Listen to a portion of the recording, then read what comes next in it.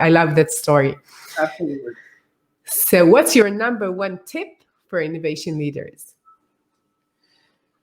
So I'd say diversify your team, right? I'd say add a designer. That's like number one. But Yeah. but basically have different views. You're feeding your understanding of the situation. Just diversify your team. Have an experienced technologist. Have an experienced salesperson. Have an experienced somebody from private equity. Somebody, but they all have to love playing together, right? From finance, whatever. But diversify your team, and then you'll have more creativity.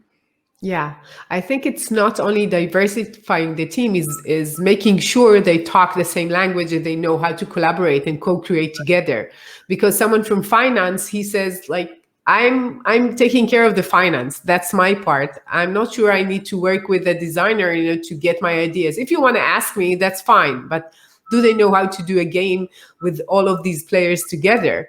And appreciate what is the part that each one of them could deliver to this process. Absolutely. And you see culture of respecting each domain and creating an overlap, and also actually removing all of the jargon, right? Making things simple. User acquisition. No, the user decided to pay, right? That's a kind of thing. Like let's use really simple terms to bridge these domains. Yeah, I think that it's the people, of course, it's all these people who create this new way of thinking and new creative ideas and innovation. But I think it's what you said about strategy. So you need to invest the time and resources in order to allow this collaboration. And how do you incentivize it? Because if I get paid to do that, and now you're asking me to do other things, like, is it part of my role? Is this what I'm getting paid for?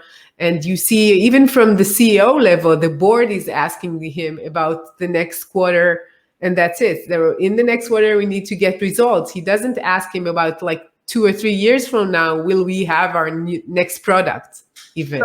And I think when I mean diversify the team, it's not just to make it more creative. You bring somebody from finance into an innovation team because they understand that having validation in 1 year is much more risky than having validation in 6 months.